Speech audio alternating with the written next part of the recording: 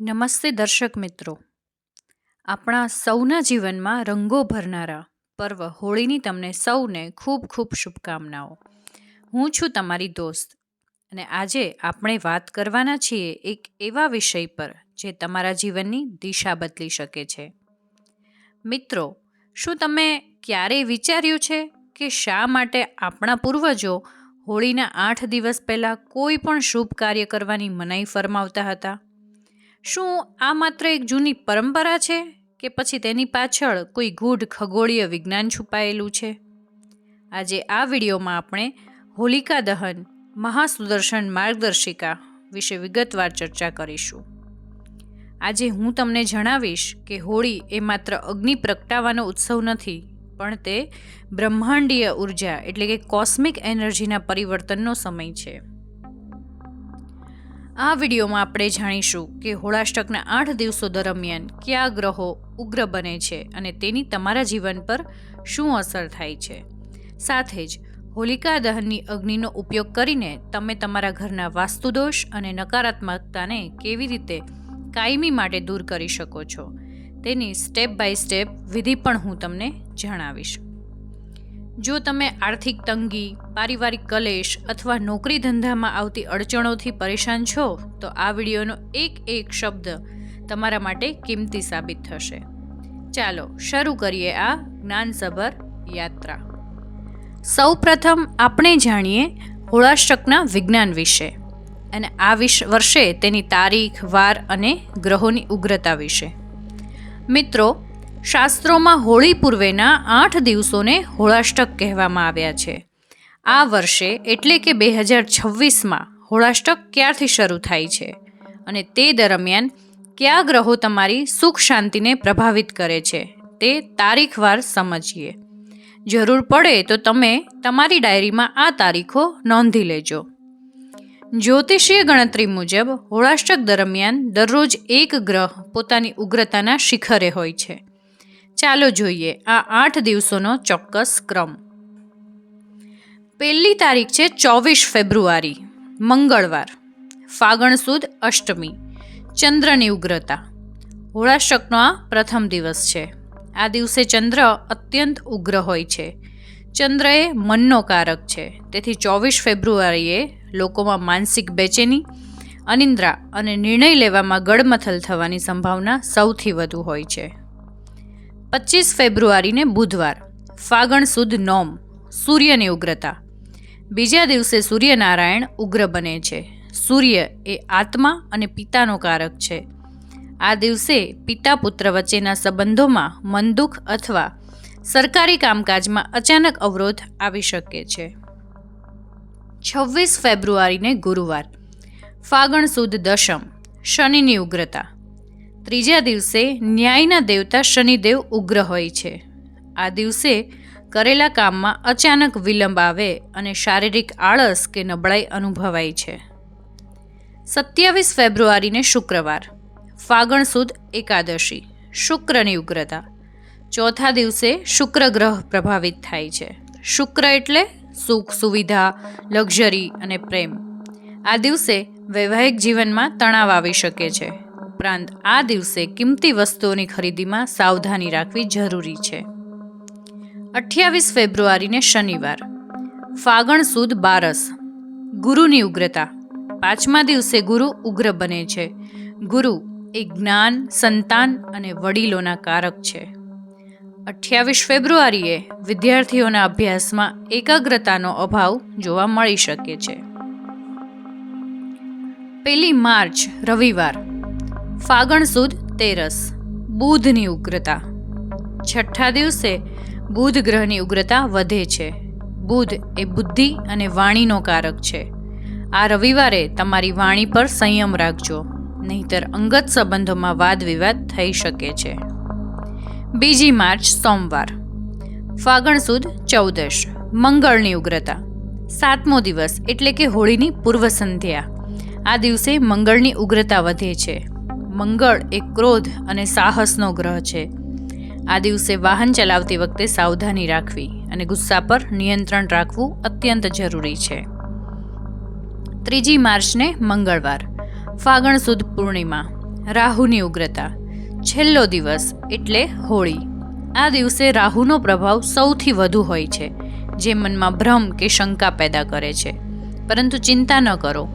3 માર્ચની રાત્રે જ્યારે હોલિકા દહનનો પવિત્ર અગ્નિ પ્રગટશે, ત્યારે આ તમામ 8 ગ્રહોની નકારાત્મકતા એ અગ્નિમાં ભસ્મીભૂત થઈ જશે. દર્શક મિત્રો, આ 8 દિવસમાં બ્રહ્માંડમાં નકારાત્મક તરંગોનું પ્રમાણ વધારે હોવાથી જ આપણા ઋષિ મુનિઓએ આ સમયમાં લગ્ન કે વાસ્તુ જેવા શુભ મુહૂર્ત વર્જિત ગણ્યા છે. પરંતુ યાદ રાખજો, આ સમય તપ અને આરાધના માટે સુવર્ણ તક છે. આ દિવસોમાં જો તમે તમારા ઈષ્ટદેવનું ધ્યાન ધરો છો તો તેનું ફળ અનેક ગણું મળે છે. હોળાષ્ટક વિશે જાણ્યા પછી હવે આપણે સમજીએ હોલિકા દહન અને અગ્નિ તત્વના વિજ્ઞાન અને વાસ્તુ શુદ્ધિ વિશે. દર્શક મિત્રો, હવે આપણે વિડીયોના સૌથી મહત્વના ભાગ તરફ જઈ રહ્યા છીએ. 3 માર્ચ મંગળવારના રોજ જ્યારે હોલિકા દહન થશે, ત્યારે તે માત્ર અગ્નિ પ્રજ્વલિત કરવાની ક્રિયા નથી, પણ તે કોસ્મિક ક્લિનિંગ છે. વાસ્તુશાસ્ત્રમાં પંચતત્વોમાં અગ્નિને સૌથી શક્તિશાળી શુદ્ધિકરણ કરનાર તત્વ માનવામાં આવે છે. તમારા ઘરમાં આખા વર્ષમાં જે નકારાત્મક ઉર્જા, નજરદોષ કે આર્થિક અવરોધો એકઠા થયા હોય, તેને આ દિવસે કેવી રીતે દૂર કરવા તે સ્ટેપ બાય સ્ટેપ સમજીએ. પહેલું છે સમધિ અને સામગ્રીનું વિજ્ઞાન. હોલિકામાં જે લાકડાનો ઉપયોગ થાય છે તેનું પણ એક વિજ્ઞાન છે, જેમ કે એરંડાના લાકડા. શાસ્ત્રોમાં એરંડાને નકારાત્મકતા શોષનાર માનવામાં આવે છે. ઉપરાંત ગાયનું છાણ. વિજ્ઞાન કહે છે કે જ્યારે ગાયનું છાણ પ્રજ્વલિત થાય છે, ત્યારે તે હવામાં રહેલા હાનિકારક બેક્ટેરિયાનો નાશ કરે છે અને ઓક્સિજનના સ્તરમાં વધારો કરે છે. આના સિવાય કપૂર અને ગુગળ. આ દ્રવ્યો જ્યારે હોલિકામાં હોમવામાં આવે છે, ત્યારે તેની સુગંધ અને ધૂપ તમારા ઘરના વાસ્તુના સૂક્ષ્મ ખૂણાઓને શુદ્ધ કરે છે. બીજું, ચાલો હવે વાસ્તુદોષ નિવારણની વિશિષ્ટ વિધિઓ જાણીએ. મિત્રો, જો તમારા ઘરમાં વાસ્તુદોષ હોય, જેમ કે ખોટી દિશામાં રસોડું હોય કે શૌચાલય હોય, તો તમારે શું કરવું? મિત્રો, 3 માર્ચની સાંજે હોલિકા દહન પૂર્વે એક કાળા કપડામાં થોડાક કાળા તલ, આખી હળદર અને થોડી રાઈ બાંધી લો. આ પોટલીને તમારા આખા ઘરમાં ઘડિયાળના કાંટાની દિશામાં એટલે કે ક્લોકવાઇઝ ફેરવો. ત્યારબાદ હોલિકા દહન વખતે આ પોટલીને અગ્નિમાં પધરાવી દો. માનવામાં આવે છે કે આવું કરવાથી ઘરની નકારાત્મક ઉર્જા અગ્નિમાં ભસ્મીભૂત થઈ જાય છે. હવે વાત કરીએ અગ્નિની પ્રદક્ષિણા અને મંત્ર શક્તિની. મિત્રો, જ્યારે તમે હોલિકાની પ્રદક્ષિણા કરો ત્યારે ખાલી હાથે આ પ્રદક્ષિણા ન કરો. પ્રદક્ષિણા કરતી વખતે તમારા હાથમાં કાચા સૂતરનો દોરો અથવા પાણીનો લોટો હોવો જોઈએ. પ્રદક્ષિણાનો ક્રમ સામાન્ય રીતે 3 કે 7 પ્રદક્ષિણા કરવામાં આવે છે. મંત્ર જાપ. પ્રદક્ષિણા કરતી વખતે મનમાં ને મનમાં ઓમ નમો ભગવતે વાસુદેવાય અથવા નૃસિંહ મંત્રનો જાપ કરવો.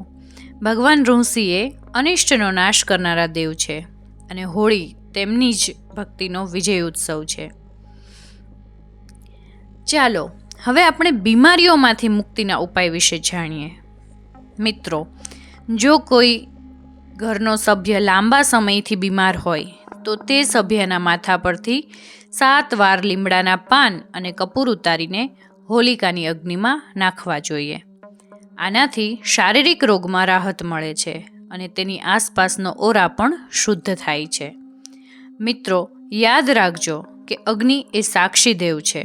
જ્યારે તમે હોલિકામાં આહુતિ આપો છો, ત્યારે તમારે મનમાં એવો સંકલ્પ કરવાનો છે કે મારા જીવનમાંથી આળસ, ક્રોધ અને દરિદ્રતાનો નાશ થાય. આ માત્ર ક્રિયા નથી, પણ એક ઊંડી મનોવૈજ્ઞાનિક શુદ્ધિ પણ છે. આટલું જાણ્યા પછી હવે રાશિ મુજબ આહુતિ અને ભાગ્યશાળી રંગો વિશે જાણીએ. આટલું જાણ્યા પછી હવે રાશિ મુજબ આહુતિ અને ભાગ્યશાળી રંગો વિશે જાણીએ. દર્શક મિત્રો, હવે આપણે વિડીયોના એવા પડાવ પર છીએ કે જે તમારા વ્યક્તિગત જીવનને સીધી અસર કરશે. જ્યોતિષશાસ્ત્ર મુજબ દરેક વ્યક્તિની રાશિનો એક સ્વામી ગ્રહ હોય છે. જો તમે હોલિકા દહનની રાત્રે તમારી રાશિ મુજબ નાની એવી આહુતિ હોલિકાની અગ્નિમાં અર્પણ કરો છો તો તમારા ગ્રહ દોષ શાંત થાય છે અને આવનારું આખું વર્ષ સૌભાગ્યશાળી રહે છે. ચાલો જાણીએ 12 રાશિઓ માટેના ખાસ ઉપાયો. તેમાંની સૌથી પહેલી રાશિ છે મેષ રાશિ. મેષ રાશિનો સ્વામી મંગળ છે. તમારે હોલિકાની અગ્નિમાં ગોળ અને લાલ પુષ્પો અર્પણ કરવા જોઈએ. આનાથી તમારી સાહસ વૃત્તિમાં વધારો થશે અને જમીન મિલકતને લગતા વિવાદોમાં સફળતા મળશે. તમારા માટે લાલ અને કેસરી રંગ શ્રેષ્ઠ રહેશે. બીજી છે વૃષભ રાશિ. તમારી રાશિનો સ્વામી છે શુક્ર. આર્થિક ઉન્નતિ માટે તમારે અગ્નિમાં સાકર અથવા સફેદ પતાસા અર્પણ કરવા. તેનાથી તમારા જીવનમાં ભૌતિક સુખ સુવિધા વધશે. સફેદ અને ચમકદાર ગુલાબી રંગ તમારા માટે શુભ છે. ત્રીજી રાશિ છે મિથુન રાશિ. તમારી રાશિનો સ્વામી બુધ હોવાથી તમારે હોલિકામાં લીલા મગ અથવા કપૂર અર્પણ કરવા. જો તમને વાણી કે બુદ્ધિને લગતી સમસ્યા હોય તો આ ઉપાયથી તે દૂર થશે. લીલો રંગ તમારા ભાગ્યને સાથ આપશે. ચોથી રાશિ છે કર્ક રાશિ. ચંદ્ર છે એ તમારી રાશિનો સ્વામી છે. માનસિક શાંતિ અને માતાના સ્વાસ્થ્ય માટે તમારે કાચું દૂધ અને થોડા ચોખા અગ્નિની પ્રદક્ષિણા કરતી વખતે અર્પણ કરવા. સફેદ કે સિલ્વર રંગનો ઉપયોગ તમારા માટે ઉત્તમ રહેશે. સિંહ રાશિ. સૂર્યના આધિપત્યવાળી આ રાશિના જાતકોએ અગ્નિમાં ઘઉં અને લાલ ચંદન અર્પણ કરવા જોઈએ. આનાથી સમાજમાં તમારું માન સન્માન વધશે અને નોકરીમાં પ્રમોશનના યોગ બનશે. સુવર્ણ અને નારંગી રંગ તમારા માટે લકી છે. કન્યા રાશિ. તમારો સ્વામી પણ બુધ છે. તમારે પાનના પત્તા અને ઇલાયચી અગ્નિમાં હોમવી જોઈએ. વેપારમાં આવતી અડચણો આ ઉપાયથી દૂર થશે. પોપટી અથવા લીલા રંગનો ઉપયોગ તમારા માટે સારો રહેશે. હવે પછીની રાશિ છે તુલા રાશિ. શુક્ર સ્વામી હોવાથી દાંપત્ય જીવનમાં મધુરતા લાવવા માટે સફેદ ફૂલ અને થોડું કપૂર અર્પણ કરો. ગુલાબી અને ક્રીમ રંગ તમારા વ્યક્તિત્વને નિખારશે. વૃશ્ચિક રાશિ. મંગળ સ્વામી છે. મનમાં રહેલા અગમ્ય ભયને દૂર કરવા અગ્નિમાં લાલ મરચું અને ગોળ અર્પણ કરો. ઘેરો લાલ રંગ તમારા માટે ઉર્જાવાન સાબિત થશે. ધનુ રાશિ. ગુરુ તમારી રાશિનો સ્વામી છે. ભાગ્યવૃદ્ધિ માટે અગ્નિમાં ચણાની દાળ અને રાઈ અર્પણ કરો. પીળો રંગ તમારા માટે આ વર્ષે ખુશીઓ લાવશે. પછીની રાશિ છે મકર રાશિ. તમારી રાશિના સ્વામી શનિદેવ હોવાથી લાંબા સમયથી બીમારી કે અડચણો દૂર કરવા અગ્નિમાં કાળા તલ અને સરસવનું તેલ અર્પણ કરવું. વાદળી કે બ્લેક કલરનો ઉપયોગ તમારા માટે સારો રહેશે. કુંભ રાશિ. તમારો સ્વામી પણ શનિ છે. તમારે અગ્નિમાં સૂકું નાળિયેર એટલે કે શ્રીફળ અર્પણ કરવું જોઈએ. આનાથી તમારી કારકિર્દીમાં સ્થિરતા આવશે. રોયલ બ્લુ કલર તમારા માટે ભાગ્યશાળી છે. હવે છેલ્લી રાશિ મીન રાશિ. ગુરુ સ્વામી હોવાથી આર્થિક ખેંચતાણ દૂર કરવા હળદરની ગાંઠ અને કેસર અર્પણ કરો. કેસરી કે પીળો રંગ તમારા આભા મંડળને તેજસ્વી બનાવશે. મિત્રો, આ ઉપાયો કરતી વખતે સાચી શ્રદ્ધા રાખવી ખૂબ જરૂરી છે. યાદ રાખજો, હોળીના રંગો તમારા જીવનના ગ્રહોને સંતુલિત કરવાની શક્તિ ધરાવે છે. હોલિકા દહન પછી જે રાખ છે, જેને આપણે ભસ્મ કહીએ છીએ, તે વાસ્તુશાસ્ત્ર અને આયુર્વેદમાં અત્યંત પવિત્ર અને શક્તિશાળી માનવામાં આવે છે. ઘણા લોકો હોળી પ્રગટાવીને તેના દર્શન કરીને ઘરે આવી જાય છે, પણ ખરી વિધિ તો હોલિકા દહન બાદ મોડી સાંજે શરૂ થાય છે. હોલિકા દહન બાદ જ્યારે હોલિકાની અગ્નિ શાંત થઈ જાય ત્યારે તે પવિત્ર રાખના અંશને સાચવીને ઘરે લઈ આવવા જોઈએ. આ રાખનો ઉપયોગ કેવી રીતે કરવો તેના 4 મુખ્ય પ્રયોગો છે, જે નોંધી લેજો. જેમાંનો પહેલો પ્રયોગ નકારાત્મક ઉર્જા અને નજર દોષ માટે. જો તમને લાગતું હોય કે તમારા ઘરને કોઈની નજર લાગી છે અથવા ઘરમાં કારણ વગર કલેશ રહે છે, તો હોલિકાની રાખને એક કાચની શીશીમાં ભરી લો. આ રાખમાં થોડું સિંધવ મીઠું એટલે કે રોક સોલ્ટ અને રાઈ મેળવો. આ મિશ્રણને ઘરના મુખ્ય દરવાજાના ઉંબરા પર અથવા ઘરના ચારેય ખૂણામાં થોડું થોડું છાંટી દો. વાસ્તુશાસ્ત્ર મુજબ આ ભસ્મ નેગેટિવ એનર્જીને શોષી લેવાનું કામ કરે છે. બીજો પ્રયોગ જોઈએ. આર્થિક ઉન્નતિ અને તિજોરી માટેનો ઉપાય છે. શું તમારા હાથમાં પૈસા ટકતા નથી? તો હોલિકાની રાખને એક લાલ કપડામાં બાંધી લો. તેની સાથે જો શક્ય હોય તો એક ચાંદીનો સિક્કો અથવા એક સોપારી મૂકો. આ પોટલીને તમારી તિજોરી કે જે જગ્યાએ તમે પૈસા અથવા અગત્યના દસ્તાવેજો રાખતા હોવ ત્યાં મૂકી દો. આ રાખમાં અગ્નિ તત્વની ઉર્જા છે જે સ્થિર લક્ષ્મીને આકર્ષવામાં મદદ કરે છે. ત્રીજો ઉપાય છે રોગ મુક્તિ માટે ભસ્મ લેપન. આપણા શાસ્ત્રોમાં હોળીના બીજા દિવસે રાખથી સ્નાન કરવાનું મહત્વ છે. વિજ્ઞાનની દ્રષ્ટિએ આ રાખમાં એવા તત્વો હોય છે જે ચામડીના રોગોમાં રાહત આપે છે. જો કોઈ વ્યક્તિ લાંબા સમયથી બીમાર હોય તો તેના કપાળ પર આ રાખનું તિલક કરવું અથવા નહાવાના પાણીમાં એક ચપટી રાખ નાખવી. આનાથી માનસિક તણાવ ઓછો થાય છે અને શરીરમાં નવી ઉર્જાનો સંચાર થાય છે. ચોથું છે ખરાબ સપના અને બાળકોની સુરક્ષા. જે બાળકો રાત્રે અચાનક ડરીને જાગી જતા હોય અથવા જેમને ખરાબ સપના આવતા હોય તેમના ઓશિકા નીચે એક નાની કાગળની પડીકીમાં હોલિકાની રાખ રાખવી. આ રાખ એક રક્ષા કવચ તરીકે કામ કરે છે. મિત્રો, આ રાખ માત્ર ધૂળ નથી, પણ તે અગ્નિદેવના આશીર્વાદ છે. આ પ્રયોગો તમે પૂરી શ્રદ્ધાથી કરશો તો ચોક્કસપણે તમને સકારાત્મક બદલાવ જોવા મળશે. અંતમાં મિત્રો, હોળીના આ પવિત્ર તહેવાર તમારા જીવનમાં નવી આશા અને નવો ઉમંગ લઈને આવે એવી પ્રાર્થના.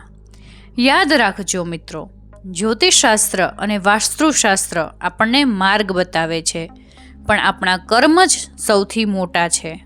આ હોળીએ માત્ર બહારની ગંદકી નહીં, પણ મનમાં રહેલા ઈર્ષા, દ્વેષ અને ક્રોધને પણ હોલિકાની અગ્નિમાં હોમી દેજો.